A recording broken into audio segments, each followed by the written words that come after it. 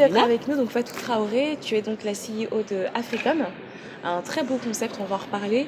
Merci à toi en tout cas de répondre à l'appel pour cette initiative qui met en avant les femmes entrepreneurs, l'entrepreneuriat au féminin. C'est quelque chose, il y a un réel engouement, c'est quelque chose de singulier et l'idée c'est d'en parler avec des femmes qui incarnent ce concept qui est même l'entrepreneuriat au féminin. Alors je vais te laisser te présenter pour les personnes qui nous regardent, nous dire ton parcours, d'où tu viens et comment est-ce que tu es arrivée à Africom, tout simplement. Très bien. Je suis donc Fatou Traoré, fondatrice d'Africom. J'ai fait une formation littéraire et par la suite, j'ai été attirée par le commerce international. D'accord. Je me suis formée à l'administration des ventes à l'export et j'ai travaillé pendant 10 ans dans l'import-export. Super. Donc aujourd'hui, ce qui m'amène à Africom, c'est pas du tout dû au hasard en fait. Il y a toute D'accord. une histoire derrière. Et parallèlement à ça, je suis membre d'associations, je suis membre du comité de parrainage des entretiens africains et je suis également trésorière de l'association Eurafrica qui œuvre pour faire connaître les cultures africaines, européennes à travers le cinéma. D'accord, ok. Alors, Africom, qu'est-ce que c'est? Alors, Africom, c'est D'accord. une plateforme d'e-commerce qui réunit plusieurs boutiques d'e-commerce qui ne peuvent pas livrer pour l'instant en Afrique. D'accord. Je permets ainsi aux Africains d'acheter des produits vendus sur les plateformes européennes. D'accord. Ces produits-là, c'est parce qu'ils ne les trouvent pas en Afrique. Et lorsqu'ils les trouvent sur les plateformes européennes, ils n'ont aucun moyen de se faire livrer en fait. D'accord. Il y a déjà la barrière du moyen de paiement. Exact. On sait très bien que tout le monde n'a pas une carte bancaire en Afrique. Mhm. Donc première barrière. Et la deuxième barrière, c'est qu'il n'y a pas de livraison qui Possible. partent d'ici, depuis les sites marchands occidentaux, vers l'Afrique. D'accord, ok. Donc voilà, c'est parti de ce constat-là. Tout simplement. Et je pense que j'ai aussi été sollicitée à plusieurs reprises lors de mes missions en Afrique. Mhm. Et il m'arrivait très souvent en fait, de faire le shopping pour Pour des les clients que j'allais rencontrer en Afrique. D'accord, parce Et qu'ils n'avaient pas la possibilité de le faire eux-mêmes tout à fait. étant en Afrique. c'est exactement ça. D'accord, donc tu réponds à un vrai besoin. Donc on comprend clairement ce qui a motivé en tout cas ce projet. Donc c'est vraiment une très belle réponse à cette problématique qui est vraiment présente. Très bien. Comment est-ce que tu es passé de l'idée papier, c'est-à-dire d'un projet éventuel un jour, je vais peut-être me lancer à faire ceci, à la concrétisation de cette belle aventure qui est Africom? Alors, j'ai fait ce constat-là, Mhm. mais j'ai la chance surtout d'avoir un fils qui est développeur. Ah, Il est ingénieur-développeur et il a travaillé avec moi sur ce projet, ce qui m'a permis effectivement de le concrétiser d'accord. et surtout de manière digitale aussi. Oui. Et donc au départ, lorsque Internet est arrivé, l'idée était là déjà, Mhm. mais je ne savais pas trop comment la réaliser. Je me voyais faire de l'import-export pour des personnes qui sont basées en Afrique, qui ont des moyens, qui veulent accès à des produits qu'ils ne trouvent pas chez eux. Donc l'idée, c'était ça. D'accord. Quand Internet est arrivé, effectivement, avec les compétences de mon fils, on s'est dit, voilà, pourquoi pas créer une plateforme D'accord. qui permettrait en fait aux Africains d'accéder aux produits qu'ils ne trouvent pas chez eux, de les acheter et de se faire livrer.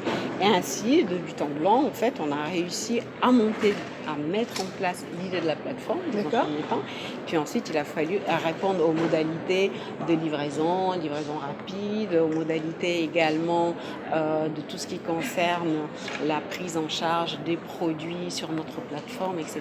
D'accord. Et donc, nous avons mis en place un site qui est un prototype en fait D'accord. au départ, qui nous a permis de tester le marché, de pouvoir mettre en fait en avant les produits qui sont les plus recherchés par les Africains. D'accord.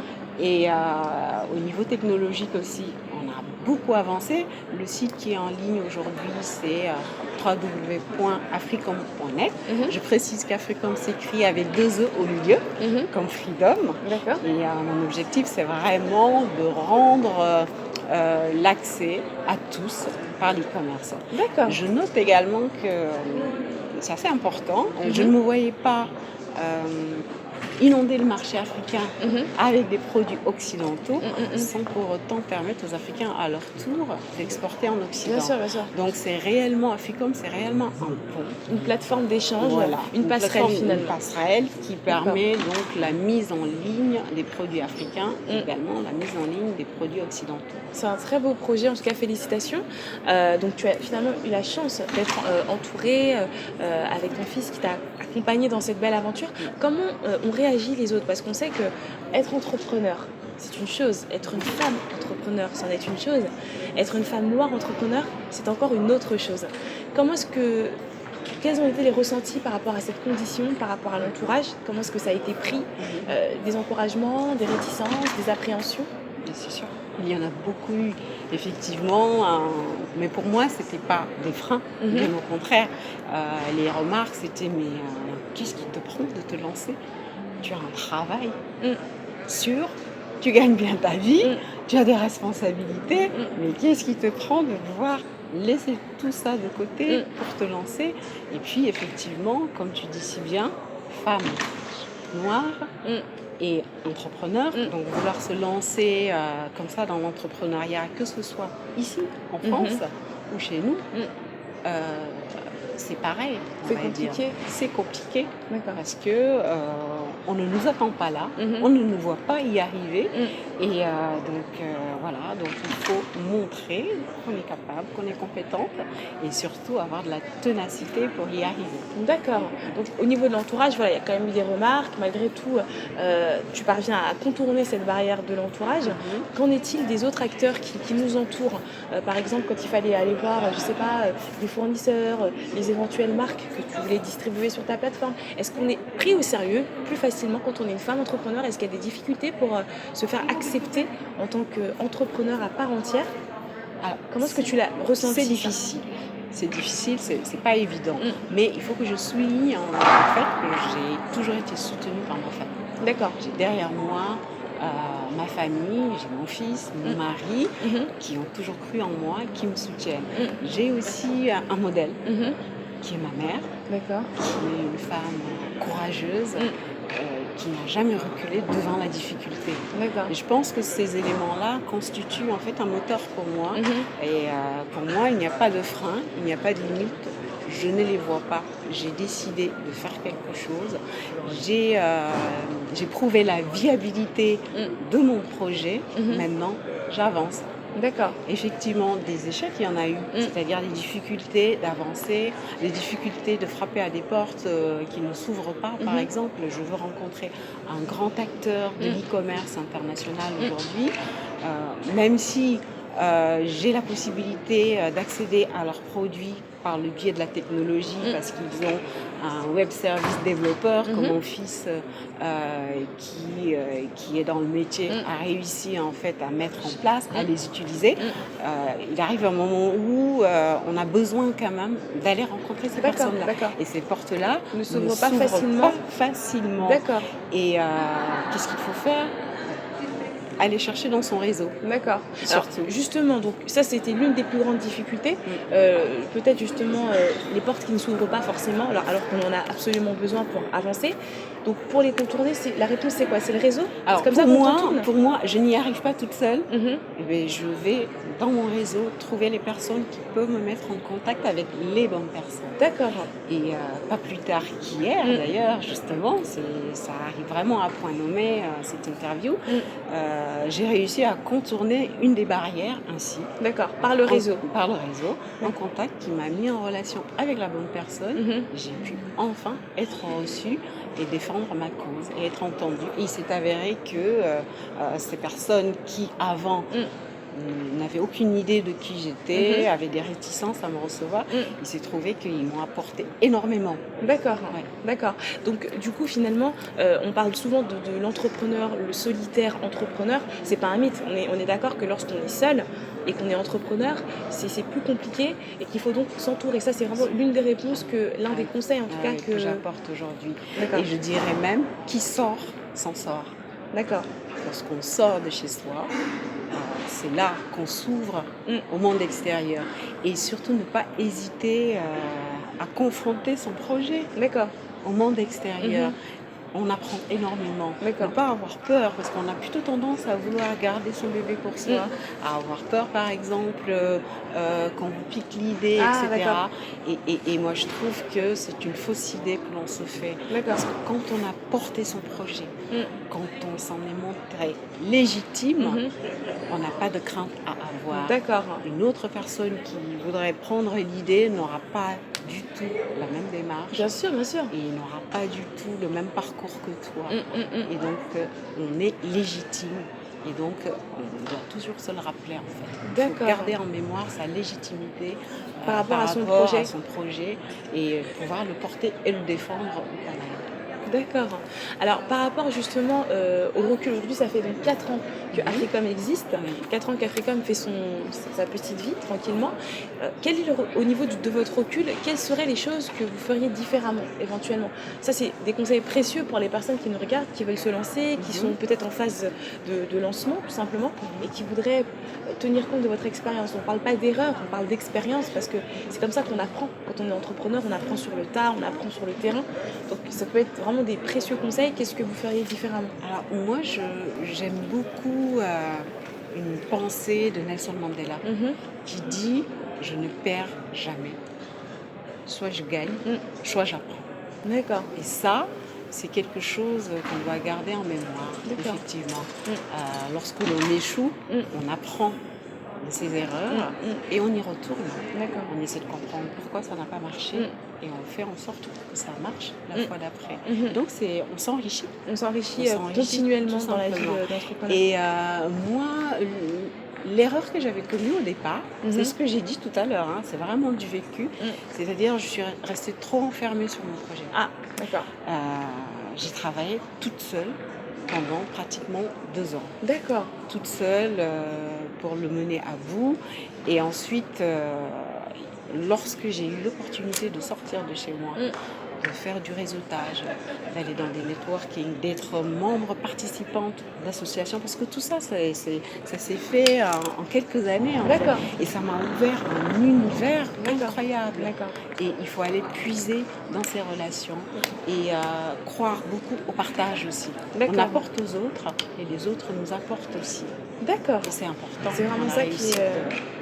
Alors justement, le 8 mars prochain, c'est la journée de la femme. On le sait, on est à l'honneur, une date qu'on n'oublie pas. Mais surtout pour les femmes entrepreneurs, il y a actuellement un réel engouement pour l'entrepreneuriat au féminin. Les femmes prennent le pouvoir quelque part. Et justement, à l'occasion de cette journée de la femme, l'Organisation internationale de la francophonie organise, ou plutôt lance une plateforme qui va être dédiée aux femmes entrepreneurs. Quel regard vous portez sur cette initiative, une évolution peut-être quand vous avez commencé il y a 4 ans? Est-ce que vous parlez beaucoup d'entrepreneuriat au féminin ou est-ce que c'est quelque chose qui Alors, se développe de plus en plus? effectivement, à l'époque, on n'en parlait pas tant que ça. D'accord. On n'en parlait pas tant que ça. Et aujourd'hui, on voit beaucoup d'événements autour de l'entrepreneuriat féminin. Et avoir à la tête de l'Organisation internationale de la francophonie une femme, je pense que c'est en plus. Aussi. Je pense que c'est en plus. Et j'imagine très bien que les choses se sont débloquées à ce niveau-là, D'accord. quelque part grâce à justement Michael Jean qui a eu cette opportunité-là de mettre en place cette plateforme. C'est une excellente chose, c'est juste énorme D'accord. de pouvoir réunir sur une même plateforme plusieurs femmes entrepreneurs issues de n'importe quelle région, mais qui viennent des 5 continents. C'est une mine d'or, c'est Une quelque aubaine. chose d'incroyable. Et c'est inédit, je dirais même que c'est inédit. Et bravo. C'est vraiment une initiative que je salue et qui va beaucoup changer les choses au niveau de l'entrepreneuriat féminin. Oui, parce que justement, l'idée, c'est d'apprendre à travailler ensemble. C'est-à-dire de chacune en étant dans son domaine, mais de pouvoir rester ensemble en synergie, d'évoluer dans ce même écosystème qu'est la francophonie et de développer ses compétences à son niveau, quoi. Exactement. C'est vraiment Exactement. C'est avoir aussi la possibilité à la formation, d'après ce que j'ai vu. C'est parce que quand on arrive dans l'entrepreneuriat, on n'est pas forcément complet, on n'a pas forcément fait une grande école de commerce. Et donc, c'est pas évident. Et d'avoir justement des ressources telles que cette plateforme, c'est juste incroyable. Et justement, à ce niveau-là, donc vous aviez de toute façon quand même un background assez commerce international, donc vous connaissez quand même ce domaine, ce milieu. Mais est-ce que vous avez quand même à un moment donné été obligé de faire des cursus de formation spécifiques pour justement vous remettre à niveau sur d'autres domaines peut-être plus généraux? Bien sûr. Moi, à la base, j'ai estimé que j'étais restée trop longtemps assistante export, D'accord, trop longtemps, alors que je faisais le travail d'un commercial à l'international. d'accord, Et qu'est-ce que j'ai fait? Je suis allée me former. J'ai suivi des cours au CNAM d'accord, pour acquérir les compétences nécessaires pour accéder au niveau supérieur d'accord, et également pour valider les compétences que j'avais. d'accord. Et Faire une validation des acquis. exactement. Et D'accord. c'est indispensable. À un moment donné, quand on veut aller plus loin, il faut se donner les moyens d'avancer. Aussi. Ouais. Et c'est à travers la formation aussi qu'on peut réussir.